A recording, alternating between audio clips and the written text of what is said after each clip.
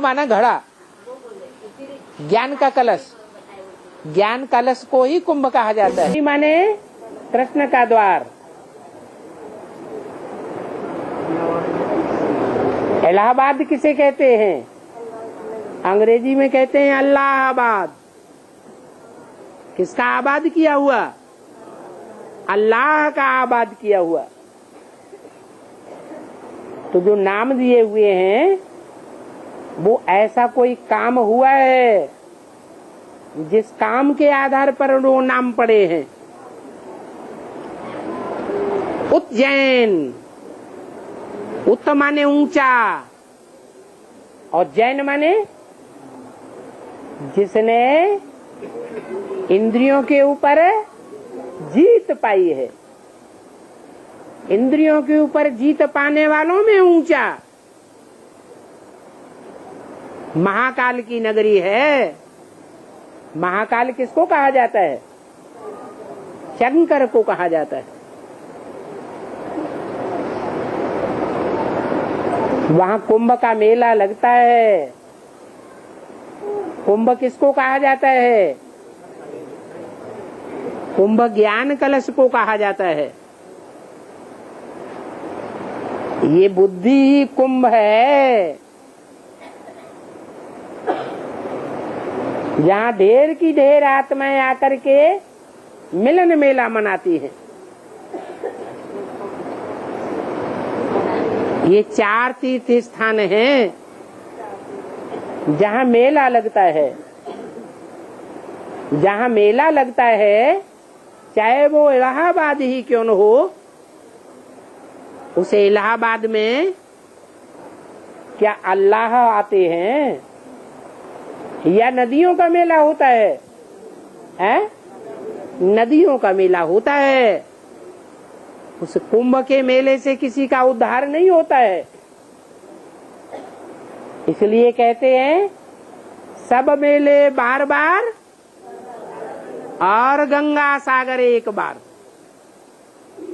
जहाँ गंगा और सागर का मेल होता है वो एक ही बार होता है सारे कल्प में, और सारी दुनिया की सभी आत्माओं का उद्धार हो जाता है। बाकी तो ये कुंभ के मेले लगते ही रहते हैं। हर 12 साल बाद की बाद लगते हैं।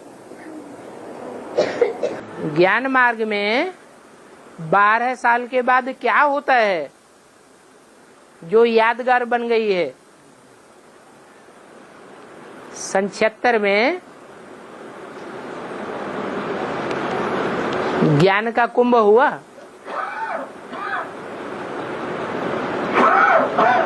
ज्ञान कलश मिला। 76 के बाद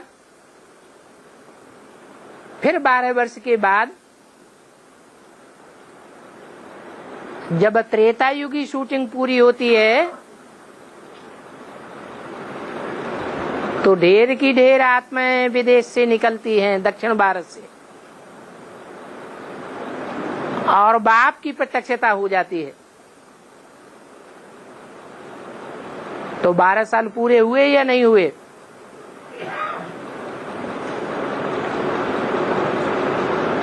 अठासी 89 में। उसके बाद 2000 में फिर मेला लगता है। कलकत्ते में मेला हुआ ना, कितने साल के बाद हुआ? 12 साल के बाद। अभी फिर कहते हैं माया सभ्यता की कैसेट में कि 2012 का टाइम बहुत महत्वपूर्ण है। अर्ध कुंभ का मतलब 6 महीने के बाद, जब गंगा अंत में प्रत्यक्ष होगी। अभी जमुना प्रत्यक्ष हुई है कि गंगा प्रत्यक्ष हुई है? हैं? सूर्यपुत्री जमुना कही जाती है या गंगा कही जाती है? जमुना कही जाती है। तो ज्ञान सूर्य प्रत्यक्ष हुआ उसके साथ ही साथ यमुना भी प्रत्यक्ष हुई।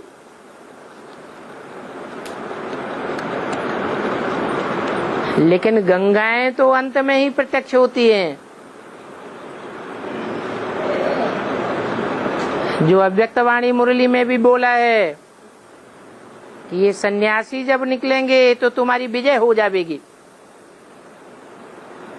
तो सन्यासी कब निकलते हैं? अंत में निकलते हैं कि पहले ही या बीच में? अंत में निकलेंगे। जो पावरफुल होते हैं वो जल्दी मान लेते हैं, या जो कच्चे होते हैं वो जल्दी बात को मान लेते हैं। तो ये सब कच्चे बैठे हुए हैं। संगम क्यों कहा गया है इसका नाम?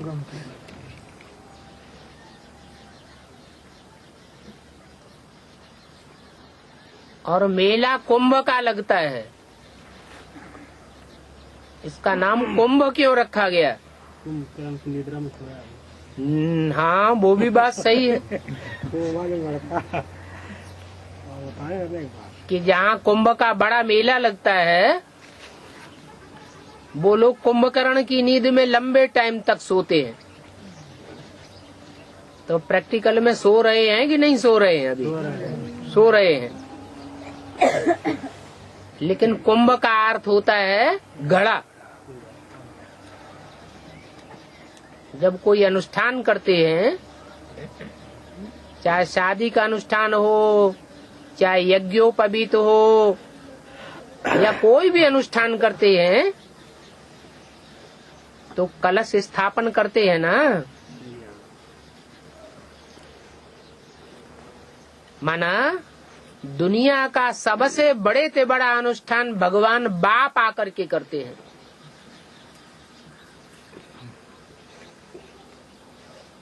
उसमें सागर मंथन से कलश निकलता है। ये विचार सागर मंथन हो रहा है प्रैक्टिकल में, और उसमें से वो ज्ञान कलश स्थापन हो रहा है।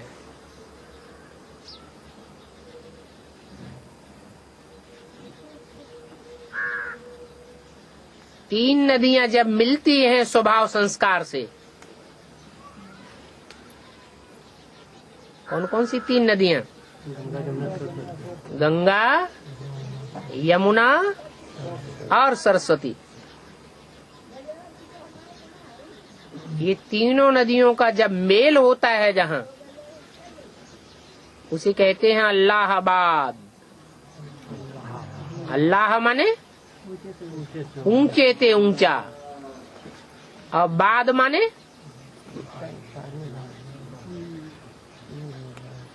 बाद माने शमशाबाद, इलाहाबाद, अहमदाबाद। बाद माने क्या है? आबाद होने वाला। अल्लाह का आबाद किया हुआ, जहाँ तीनों नदियों के संस्कार मिलकर के इकट्ठे हो जाते हैं। एक है काली नदी, एक है गोरी नदी गंगा, और एक है दोनों के बीच में, न ज्यादा काली न ज्यादा गोरी, समान रूप से बहने वाली, दोनों के बीच में सरस्वती नदी। हरा पीला। ये तीनों नदियां प्रैक्टिकल में चैतन्य में हैं, यह सिर्फ जड़ नदियों की बात है? चैतन्य में है।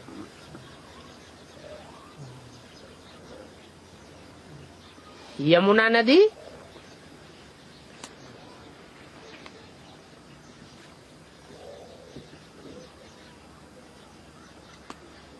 यम की बहन है, यमी।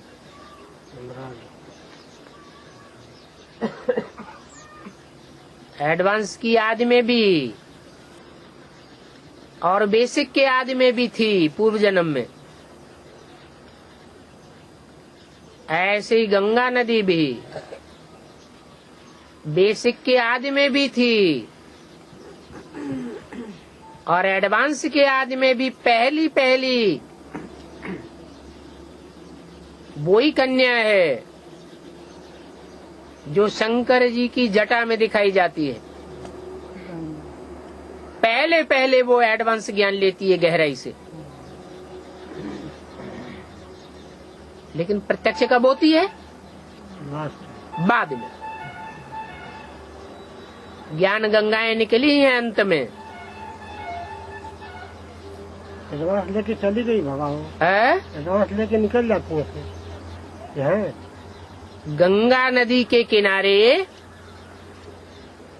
चौकड़ी मार के बैठने वाले निवृत्ति मार्ग वाले होते हैं या प्रवृत्ति मार्ग वाले? निवृत्ति मार्ग वाले सन्यासी चौकड़ी मार के बैठते हैं। भीष्म पितामह जैसे सन्यासी। तो किसकी अम्मा है वो? सन्यासियों की अम्मा है। तो खुद सन्यासिनी हुई या प्रवृत्ति मार्ग की पक्की हुई? खुद भी सन्यासिनी है। एडवांस ज्ञान लेती तो पहले है,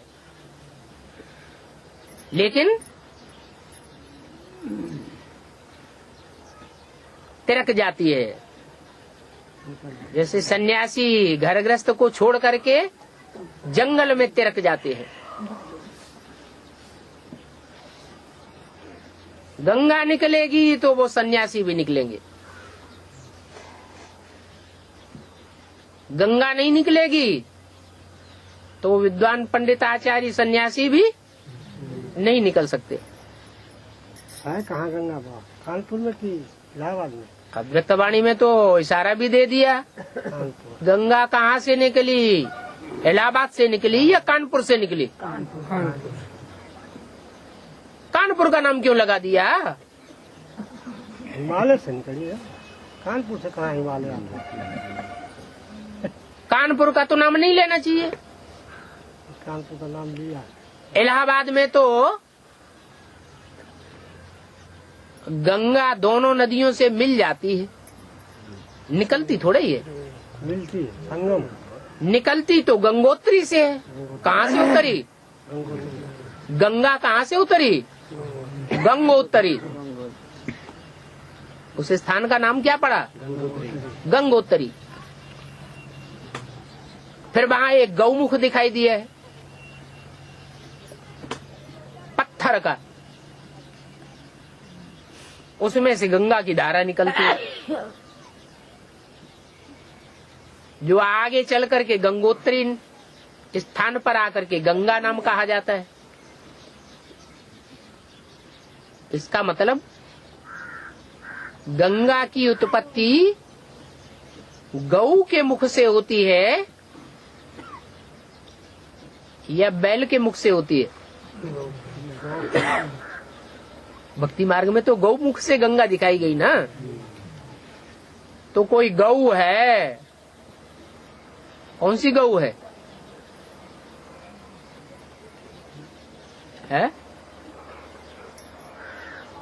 अरे कोई गौ है जो 33 करोड़ देवताओं की जननी मानी जाती है। कामधेनु गौ सब मनोकामनाएं पूरी करती है जगदम्बा।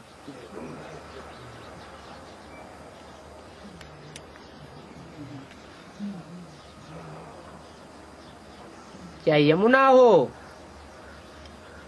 और चाहे गंगा हो, ये बच्चियां किसकी हैं? जगदम्बा की सारी दुनिया बच्ची है ना। जगत पिता और जगदम्बा के सब बच्चे हैं। तो ये तीनों नदियां जहाँ स्वभाव संस्कार से मिलकर के एक हो जाती हैं और गंगा में अपने को तिरोहित कर देती हैं, वो इलाहाबाद कहा जाता है। अल्लाह का आबाद किया हुआ नगर।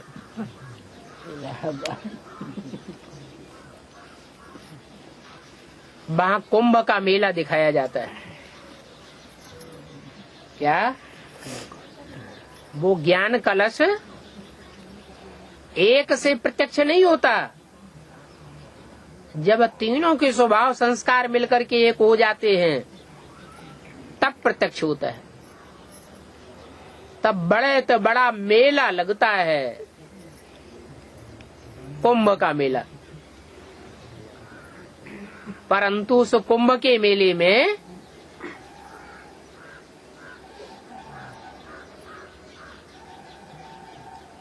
पावन बनते हैं, जब बनने के लिए जाते हैं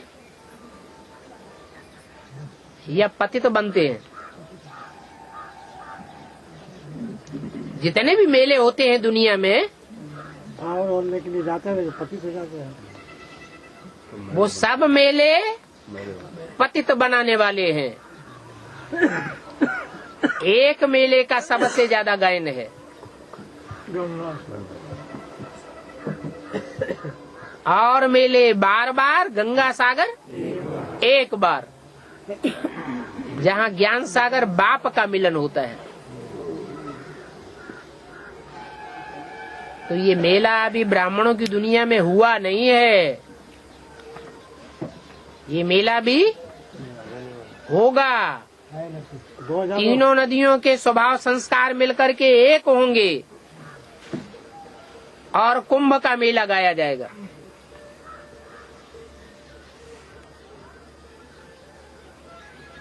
फिर गंगा आगे बढ़ती है,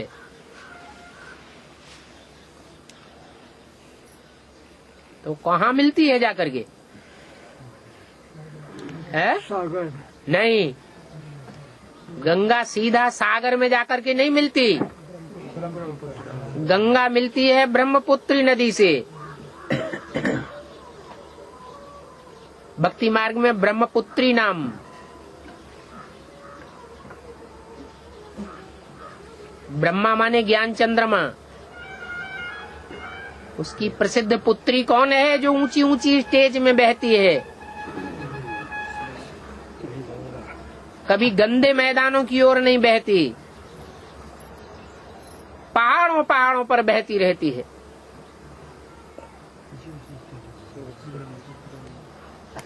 कौन है वो नदी? है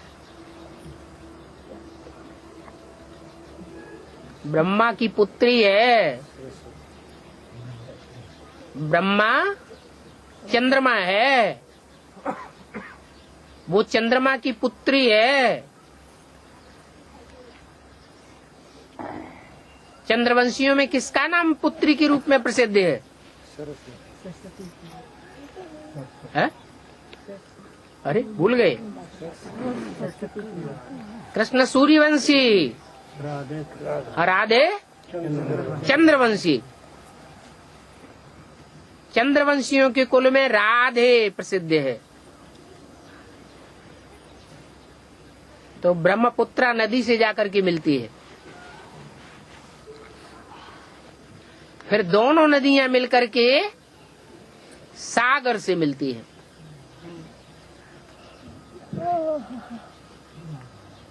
तब बच्चों का ज्ञान सागर बाप से मिलन मेला होता है। फिर प्रत्यक्षता होती है, बड़े से बड़ा मेला लगता है। वो मेला उस साल में एक बार ही होता है, लेकिन और मेले तो बार बार होते हैं। उनमें कुंभ का मेला इलाहाबाद का बहुत प्रसिद्ध है, 12 वर्ष के बाद लगता है। सन 76 में ब्रह्मपुत्रा नदी भी है। सन 76 में यमुना नदी भी प्रत्यक्ष होती है। सन 76 से गंगा नदी भी प्रत्यक्ष होती है, एडवांस ज्ञान लेने वाली। और सरस्वती नदी भी है।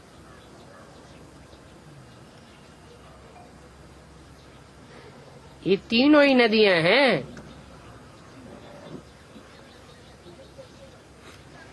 और तीनों नदियां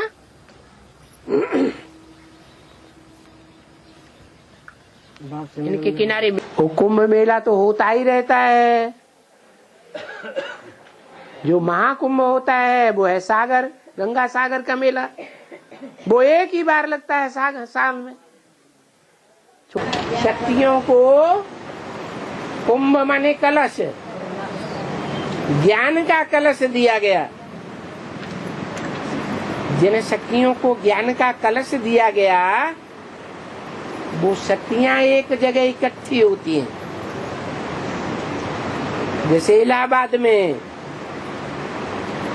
कहते हैं 3 नदियां इकट्ठी होती हैं, गंगा, यमुना और सरस्वती। तीनों नदियों को ज्ञान का कलश मिला हुआ है। वो सब मिलती हैं तो उनके फॉलोअर्स भी वहां इकट्ठे होते हैं। उसको कहते हैं कुंभ का मेला, मिलन मेला। उस कुंभ के मेले में भगवान नहीं आता है। किसका मेला? शक्तियों का मेला, नदियों का मेला होता है। भगवान का मिलन मेला नहीं होता है। कुंभ कहते हैं ज्ञान का गढ़ा, कुंभ का मेला।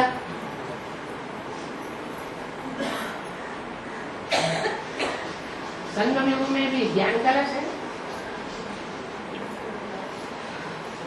ज्ञान कलश का मिलन मेला है वास्तव में वो नदियों का मेला भक्ति मार्ग में। यहाँ कौन सा मेला है? जब बाप आकर के शक्तियों को ज्ञान कलश देते हैं। आत्मा और परमात्मा का मेला है। वो भक्ति मार्ग का मेला है। पतित होने का मेले में, मलाखड़े में पतित होने जाते हैं या पावन बनने जाते हैं?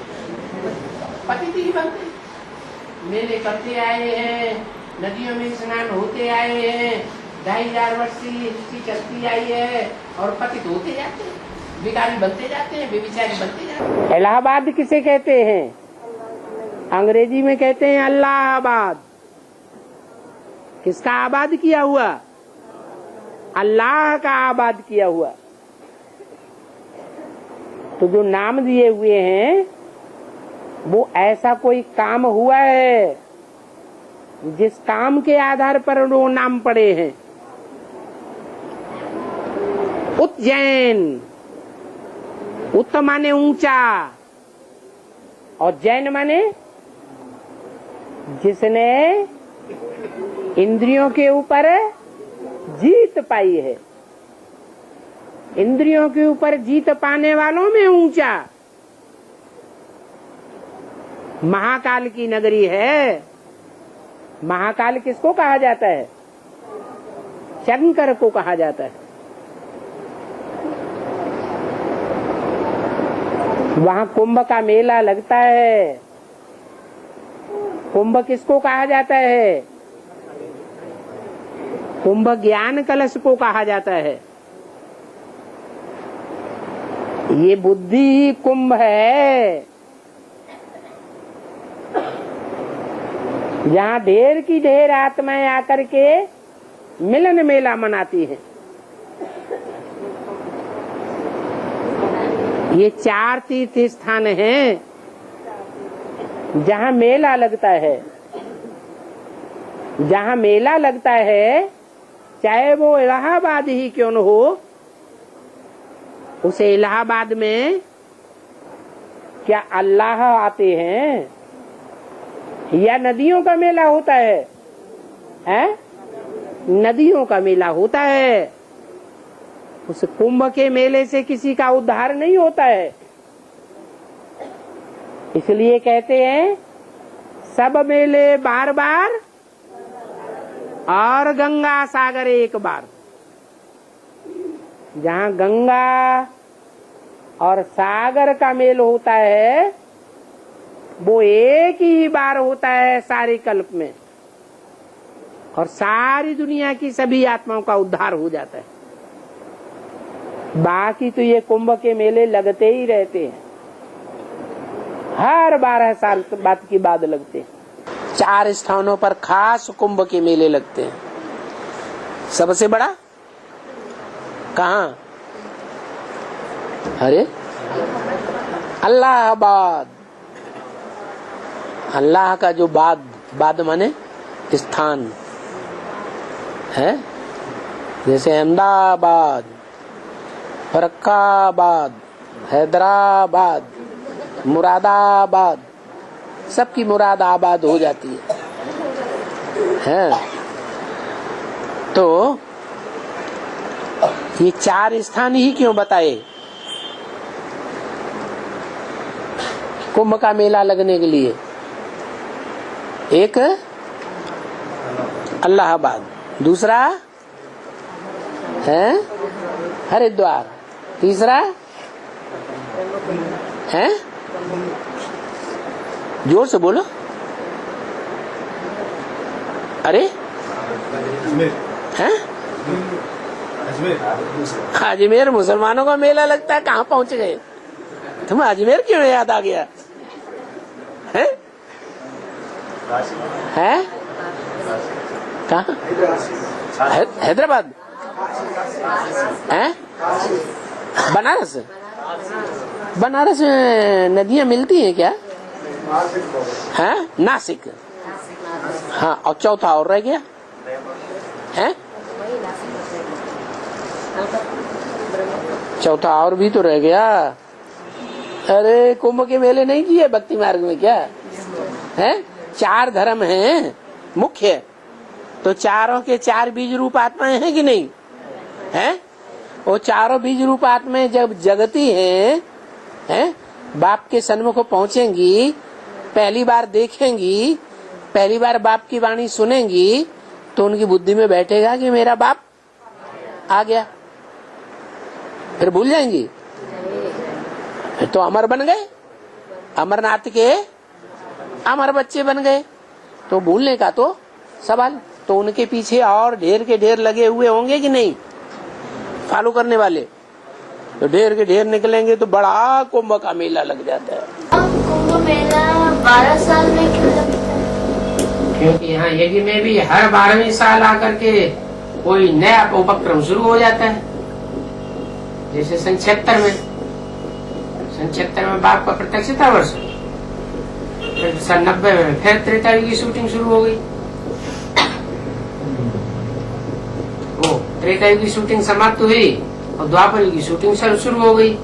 माने ब्रह्मा की सोल जो 100 साल आयु पूरी करती है, दादा लेखराज वाली, वो 100 साल उनके मृत्युलोक में पूरे होते हैं और अमर लोक में उनका पार्ट शुरू हो जाता है। पीपल के पत्ते पर कृष्ण का छोटा सा चित्र बनाते हैं और गर्भ महल में बड़े आराम से उसे दिखाते हैं, तो वो आत्मा गर्भ महल में प्रवेश कर जाती है नई दुनिया में। तो 12 साल का ये स्वरूप दिखाया गया है। उसकी यादगार जगन्नाथ मंदिर में दिखाते हैं कि 12 वर्ष की लकड़ी होती है, वो नदी में पड़ी रहती है, फिर 12 वर्ष बाद जब पक जाती है अच्छी तरह, तब उसको निकाल करके उसके नाक आंख कान बना देते हैं और उस मंदिर को स्थापित कर देते हैं। 12 साल के बाद भक्ति मार्ग में लगता है और ज्ञान मार्ग में 12 साल के बाद क्या होता है जो यादगार बन गई है। सन 76 में ज्ञान का कुंभ हुआ,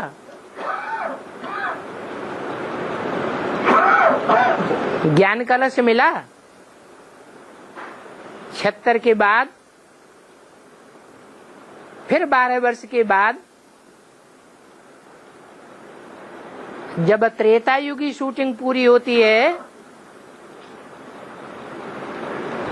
तो ढेर की ढेर आत्माएं विदेश से निकलती हैं, दक्षिण भारत से,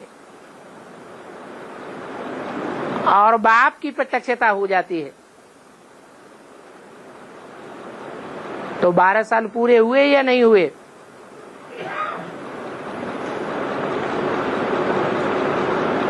88-89 में। उसके बाद 2000 में फिर मेला लगता है। कलकत्ते में मेला हुआ ना, कितने साल के बाद हुआ? 12 साल के बाद। कुंभ के मेले पर अपने टाइम पर ही जाना होता है ना। ये भी तुम्हारा ज्ञान कुंभ, ज्ञान कलश का मेला है।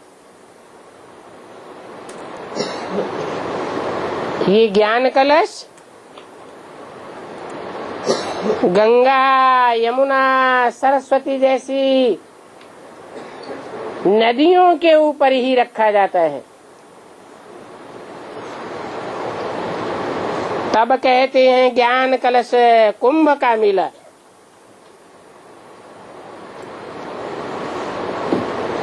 तो ऐसे नहीं है कि कुंभ के मेले पर हम जल्दी जल्दी जाए करके पहुंच जावे। नहीं, ये तीनों नदियां अपने टाइम पर ही इकट्ठी होंगी।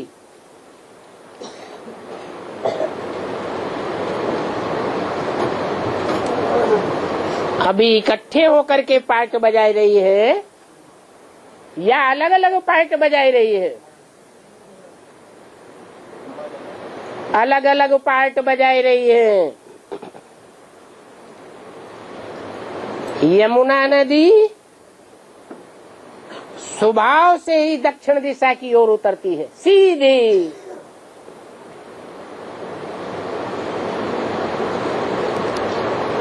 दुनिया के हिसाब से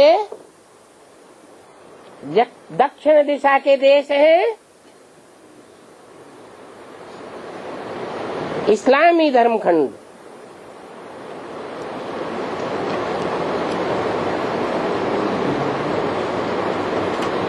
तो यमुना नदी का बहाव ही दक्षिण भारत की ओर होता है।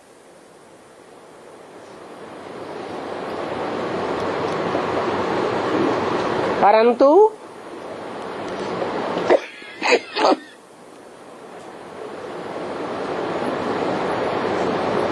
ड्रामा बना हुआ है।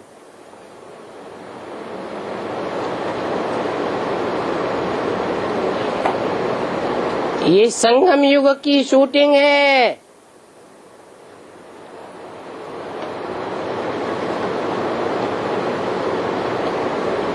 दक्षिण भारत में जाकर के विंध्याचल पर्वत से टकराती है।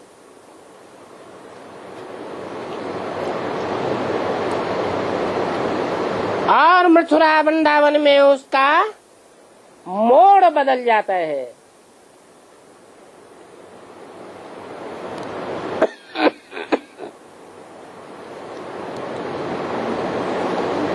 गंगा के समानांतर बहने के लिए मजबूर हो जाती है।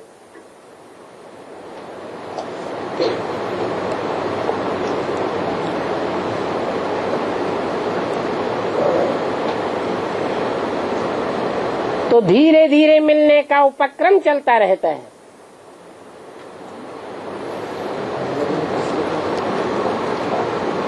तो जल्दी जल्दी करना हमारे अपने हाथ में नहीं है।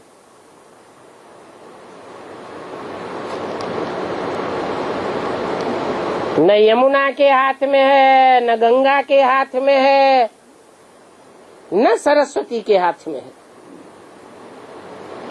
ऐसे नहीं कि जल्दी जल्दी हम जाकर के पहुंचे।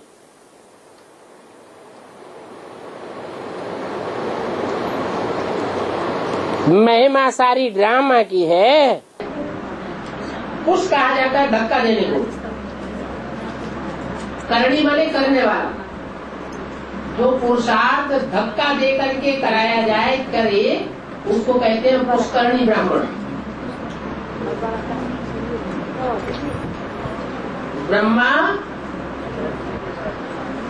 और उनको फॉलो करने वाले ब्रह्मा कुमार कुमारियां इस समय जो भी पुरुषार्थ कर रहे हैं ईश्वरीय सेवा का, उनको कोई धक्का लगा रहा है तब कर रहे हैं या अपने आप कर रहे हैं? एडवांस पार्टी निकल पड़ी। एडवांस पार्टी सच्ची बात सुना रही है और वो सच्चा ज्ञान इस तेजी से फैल रहा है बिना किसी एडवर्टाइज किए कि उनको भय पैदा हो गया कि अगर हम सेवा नहीं करेंगे उछल कूद के तो हमारा डब्बा गोल होने वाला है। इसलिए एडवांस पार्टी की ओर से एक तरह से धक्का लग रहा है उनको और वो सेवा कर रहे हैं। ये ब्रह्मा के फॉलोअर है या नहीं है? ब्रह्मा के फॉलोअर है और ब्रह्मा के फॉलो करने वाले मोस्टली असुर हैं या देवता हैं? असुर हैं। और असुर जो है वो भारतवर्ष में उत्तर भारत में माने जाते हैं या दक्षिण भारत को भारत का विदेश का है? दक्षिण भारत को भारत का विदेश का है। तो यहाँ वो मेला लगाया हुआ है, उसका नाम दिया है पुष्करणी मेला। मेलों में कितनी ठंडी पड़ जाते हैं।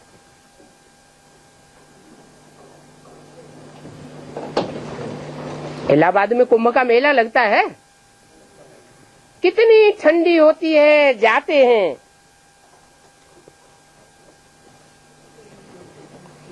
अभी बाप कहते हैं सिर्फ मुझे याद करो।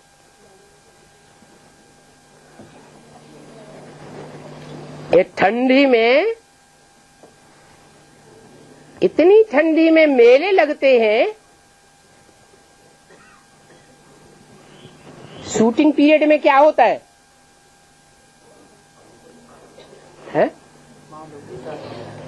जब पुरुषार्थ की बहुत ठंडी हो जाती है ज्ञान मार्ग में,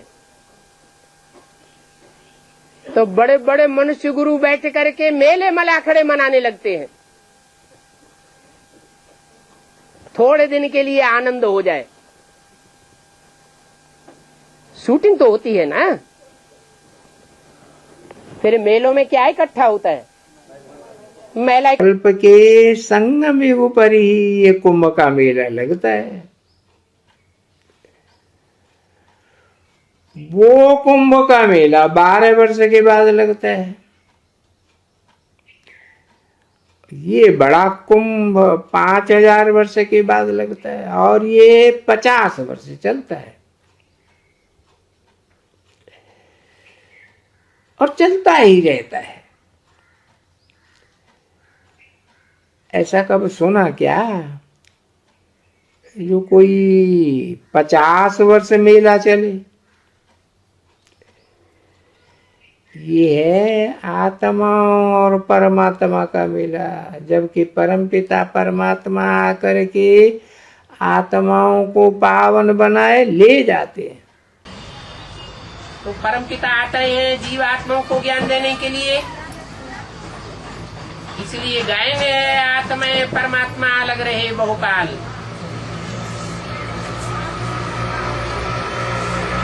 ये सुंदर मेला इस अविनाशी संगम के ऊपर एक ही बार होता है। इसको कुंभ का मेला भी कहा जाता है। कुंभ अर्थात घड़ा। इसलिए भारत में कोई भी अनुष्ठान करते हैं, पंडितों को बुलाते हैं तो घड़े का पूजन कराते हैं, कलश पूजन। ये घड़ा किस बात की निशानी है?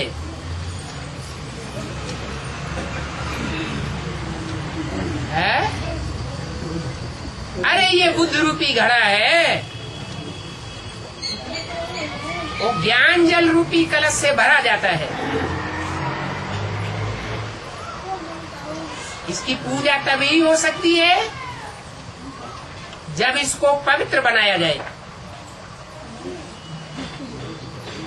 ये बुद्ध रूपी घड़ा पवित्र बनेगा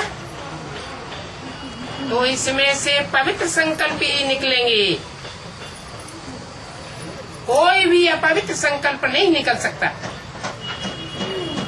और जब संकल्पों का बीज ही पवित्र बन जाएगा तो जैसे गाय ने ब्रह्मा के द्वारा संकल्पों से सृष्टि रची गई, तो ऐसे ही हर ब्राह्मण के बुद्ध रूपी घड़े से अपने अपने 84 जन्मों की सृष्टि रची जाती है। जितना पवित्रता को धारण करेंगे, उन पवित्र संकल्पों के वाइब्रेशन के आधार पर जन्म जन्मांतर का सुख प्राप्त करते रहेंगे।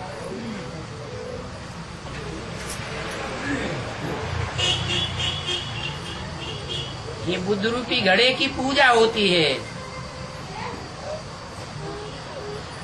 पूजा पवित्र की दिखाई जाती है।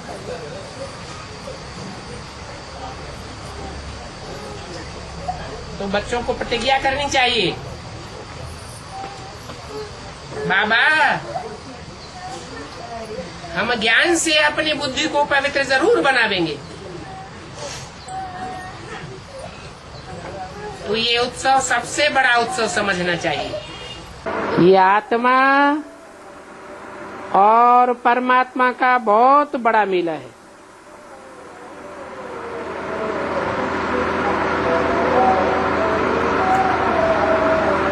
मेला माने मेल। किसका किसका मेल? आत्मा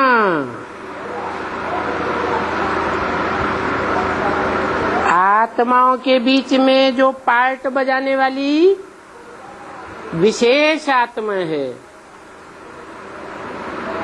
वो हीरो पार्टधारी आत्मा। और फिर उसे कहते हैं परमात्मा।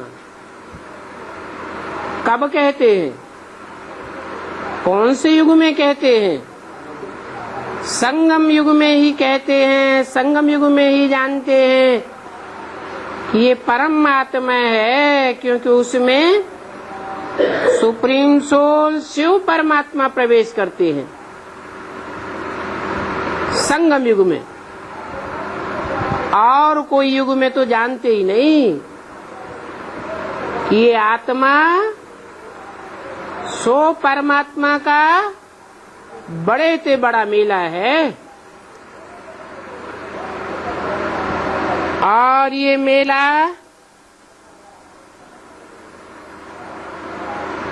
आत्मा सो परमात्मा के साथ मेला दिन प्रतिदिन बड़ा ही होता जाएगा। घटने का सवाल नहीं है, बढ़ता ही जाएगा। उस कुंभ के मेले पर पहले तो ज्यादा से ज्यादा 5000 लोग आते थे।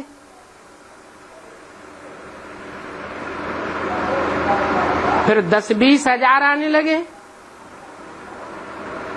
फिर आजकल तो 7, 10, 20 लाख भी होते जाते हैं।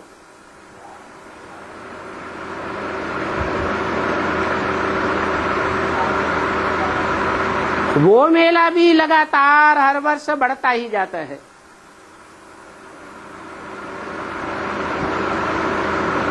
वो है ब्रॉड ड्रामा का भक्ति मार्ग का मेला। और भक्ति मार्ग में जो भी होता है वो कहाँ की यादगार है? संगम युग की यादगार है। तो जैसे भक्ति मार्ग का भी मेला पहले छोटा होता है, फिर बढ़ता ही जाता है, ऐसे ही ये आत्मा और परमात्मा का मेला बढ़ता ही जाएगा। कुंभ के मेले में जो नागा बाबा होते हैं वो बहुत लड़ते हैं कि हम पहले स्नान करेंगे। दूसरों को स्नान करने में फिर लड़ाई लड़ते हैं। है कि कहाँ की बात? संगम युग की बात है। जो आत्माएं देह अभिमान का छिलका पहले छोड़ती हैं, वो पहले ज्ञान स्नान करती हैं। और जिन विधर्मियों में ज्यादा समय कन्वर्ट होकर के जो आत्माएं रही हैं द्वापर युग से कलयुग के अंत तक, उनका देहभान का छिलका जल्दी छूटता ही नहीं। तो उनके लिए फिर कहते हैं कि तुमको स्नान नहीं करने देंगे। तो सारी यादगार यहाँ की है। कहाँ की? संगम युग की। मेले आज तो बहुत लगते हैं, तो उनमें जाकर के प्रचार करना चाहिए ना। स्नान करने का भी बहुत होता है महत्व। वो है हद के कुंभ के मेले। यहाँ कौन सा कुंभ का मेला है? अरे मेगा प्रोग्राम हो रहा है, ज्ञान तो सुनाया जाता है ना, ब्रह्मा विष्णु शंकर की बातें तो की जाती है ना। तो कुंभ माने गड़ा, ज्ञान कलश का मेला हो गया। महत्व तो है कुंभ के मेले में। भगवान होता है वहाँ क्या कि नदियां इकट्ठी होती है, नदियों पोखरों का मेला होता है। तो वहाँ भी जाना चाहिए। वहाँ जाकर के तुम बच्चों को ये ज्ञान अमृत 5000 वर्ष के बाद मिलता है, उसे बांटना चाहिए।